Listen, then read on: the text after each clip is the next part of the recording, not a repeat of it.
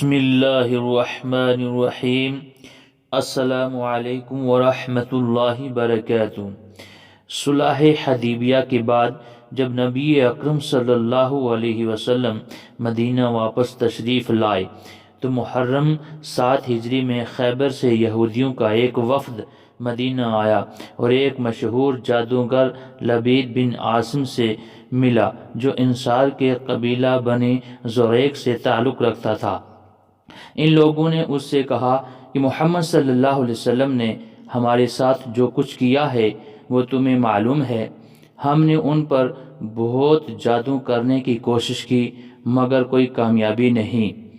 اب ہم تمہارے پاس آئے ہیں کیونکہ تم ہم سے بڑے جادوگر ہو۔ یہ 3 اشرفیاں ہیں، حاضر ہیں، انہیں قبول کرو اور محمد صلی اللہ علیہ وسلم پر ایک زور کا جادو کر دو۔ اس زمانے میں حضور صلی اللہ تعالی علیہ وسلم کے ہاں ایک یہودی لڑکا خدمت گار تھا۔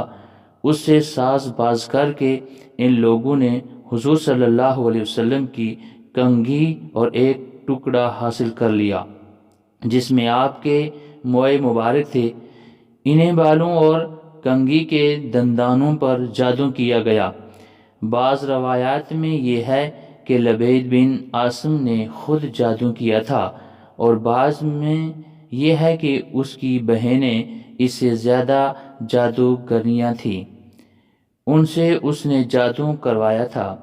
اس جادو کو ایک نر کھجور کے خوشے کے غلاف میں رکھ کر لبید نے بنی زریق کے کنویں زروان نامی کے تہ میں ایک پتھر کے نیچے دبا دیا۔ اس جادو کا اثر نبی صلی اللہ علیہ وسلم پر ہوتے ہوتے پورا 1 سال لگا۔ دوسری شمشاہی میں کچھ تغیر مزاج محسوس ہونا شروع ہوا۔ آخری 40 دن سخت اور آخری 3 دن زیادہ سخت گزرے، مگر اس کا زیادہ سے زیادہ جو اثر حضور صلی اللہ علیہ وسلم پر ہوا وہ بس یہ تھا کہ آپ صلی اللہ علیہ وسلم گھلتے چلے جا رہے تھے۔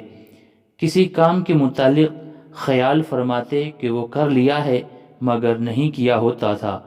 اپنی ازواج کے متعلق خیال فرماتے کہ آپ صلی اللہ علیہ وسلم ان کے پاس گئے ہیں مگر نہیں گئے ہوتے تھے، اور بعض اوقات آپ صلی اللہ علیہ وسلم کو اپنی نظر پر بھی شبہ ہوتا تھا کہ کسی چیز کو دیکھا ہے مگر نہیں دیکھا ہوتا تھا۔ یہ تمام اثرات آپ صلی اللہ علیہ وسلم کی ذات تک محدود رہے، حتیٰ کہ دوسرے لوگوں کو یہ معلوم تک نہ ہو سکا کہ آپ صلی اللہ علیہ وسلم پر کیا گزر رہی ہے۔ رہی آپ صلی اللہ علیہ وسلم کی نبی ہونے کی حیثیت تو اس پر آپ صلی اللہ علیہ وسلم کے فرائض کے اندر کوئی خلل واقع نہ ہونے پایا۔ کسی روایت میں یہ نہیں کہ اس زمانے میں آپ صلی اللہ علیہ وسلم قرآن کی کوئی آیات بھول گئے ہوں یا کوئی آیت آپ صلی اللہ علیہ وسلم نے غلط پڑھ ڈالی ہو، یا اپنی صحبتوں میں اور اپنے وعظوں اور خطبوں میں آپ کی تعلیمات کے اندر کوئی فرق واقع ہو گیا ہو، یا نماز آپ صلی اللہ علیہ وسلم سے چھوٹ گئی ہو۔ ایسی کوئی بات معاذ اللہ پیش آ جاتی تو دھوم مچ جاتی اور پورا ملک عرب اور اس سے واقف ہو جاتا کہ جس نبی کو کوئی طاقت چت نہ کر سکی تھی اسے ایک جادو نے چت کر دیا، معاذ اللہ۔ لیکن آپ صلی اللہ علیہ وسلم کی حیثیت نبوت اس سے بالکل غیر متاثر رہی، اور صرف اپنی ذاتی زندگی میں آپ صلی اللہ علیہ وسلم اپنی جگہ ایسے محسوس کر رہے، پریشان ہوتے رہے۔ آخرکار ایک روز آپ صلی اللہ علیہ وسلم حضرت عائشہ رضی اللہ تعالیٰ عنہ کے ہاں تھے۔ آپ صلی اللہ علیہ وسلم نے بار بار اللہ تعالیٰ سے دعا مانگی۔ اسی حالت میں نیند آ گئی یا غنودگی طاری ہوئی، اور پھر بیدار ہو کر آپ صلی اللہ علیہ وسلم نے حضرت عائشہ رضی اللہ تعالیٰ عنہا سے کہا، میں نے جو بات اپنے رب سے پوچھی تھی وہ اس نے مجھے بتا دی ہے۔ حضرت عائشہ رضی اللہ تعالیٰ عنہا نے عرض کیا، وہ کیا بات ہے؟ آپ صلی اللہ علیہ وسلم نے فرمایا، دو آدمی یعنی فرشتے دو آدمیوں کی صورت میں میرے پاس آئے، ایک سرہانے کی طرف تھا اور دوسرا پینتی کی طرف۔ ایک نے پوچھا، انہیں کیا ہوا ہے؟ دوسرے نے جواب دیا، ان پر جادو ہوا ہے۔ اس نے پوچھا، کس نے کیا ہے؟ جواب دیا، لبید بن عاصم نے۔ پوچھا، کس چیز میں کیا ہے؟ جواب دیا، کنگھی اور بالوں میں ایک نر کھجور کے خوشے کے غلاف کے اندر۔ پوچھا، وہ کہاں ہے؟ جواب دیا، بنی زریق کے کنویں زروان کی تہ میں پتھر کے نیچے ہے۔ پوچھا، اب اس کے لیے کیا کیا جائے؟ جواب دیا کہ کنویں کا پانی سونت دیا جائے اور پھر پتھر کے نیچے سے اس کو نکال دیا جائے۔ اس کے بعد نبی صلی اللہ علیہ وسلم نے حضرت علی رضی اللہ تعالی عنہ اور حضرت عمار بن یاسر رضی اللہ تعالی عنہ اور حضرت زبیر رضی اللہ تعالی عنہ کو بھیجا۔ ان کے ساتھ جبیر بن ایاس زرقی اور قیس بن محسین الزرقی رضی اللہ تعالی عنہما بھی شامل ہو گئے۔ بعد میں حضور صلی اللہ علیہ وسلم خود بھی چند اصحاب کے ساتھ وہاں پہنچ گئے۔ پانی نکالا گیا اور غلاف برآمد کر لیا گیا۔ اس میں کنگھی اور بالوں کے ساتھ ایک تانت کے اندر 11 گریں پڑی ہوئی تھیں اور موم کا ایک پتلا تھا جس میں سوئیاں چبھی ہوئی تھیں۔ جبریل علیہ السلام نے آ کر بتایا کہ آپ معوذین 3 پڑھیں۔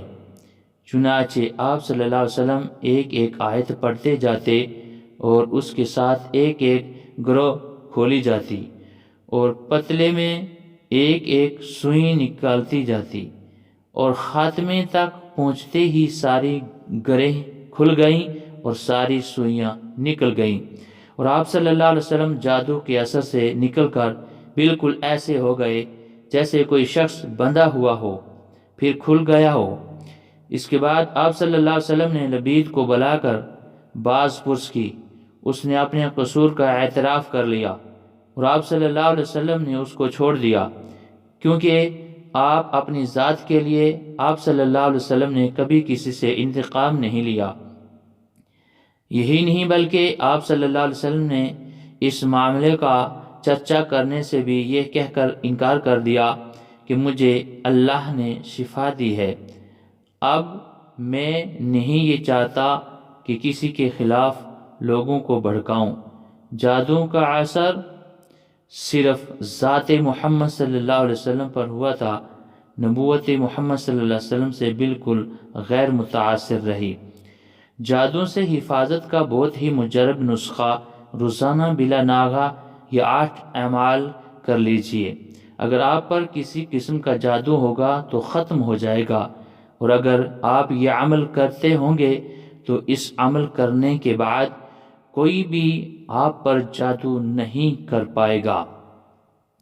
نمبر 1، 11 مرتبہ درود شریف پڑھ لیجئے، اور نمبر 2، سورہ فاتحہ 3 مرتبہ پڑھ لیجئے، اور نمبر 3، چاروں قل 3 مرتبہ پڑھ لیجئے، اور نمبر 4، آیت الکرسی 3 مرتبہ پڑھ لیجئے، اور نمبر 5، وَلَا يَعُودُهُ حِفْظُهُمَا وَهُوَ الْعَلِيُّ الْعَظِيمُ پڑھ لیں۔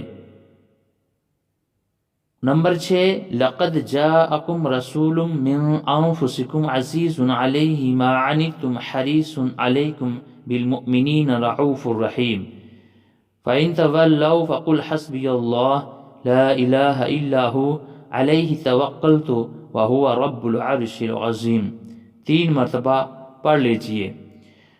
نمبر 7، سلام قولا من رب الرحیم 3 مرتبہ پڑھ لیجئے۔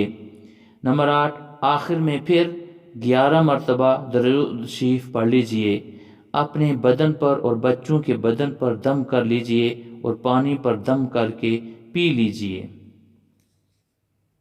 ناظرین اکرام، لفظ سحر یعنی جادو قرآن مجید کی مختلف آیات میں کم و بیش 60 مرتبہ استعمال ہوا ہے۔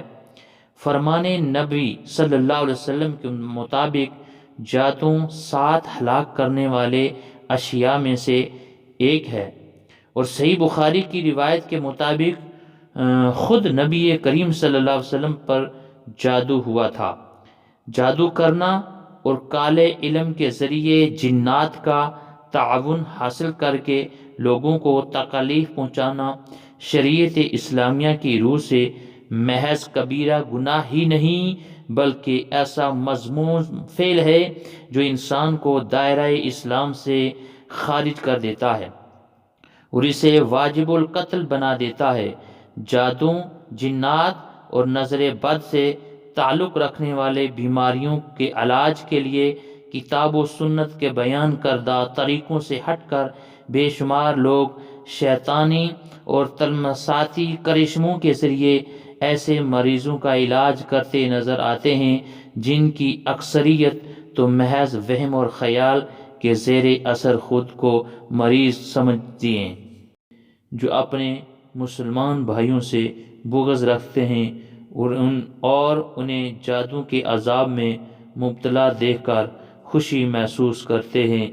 ان کو یہ معلوم نہیں کہ ہم جو اپنا گھر بنا رہے ہیں وہ جہنم کے اندر گھر بن رہا ہے۔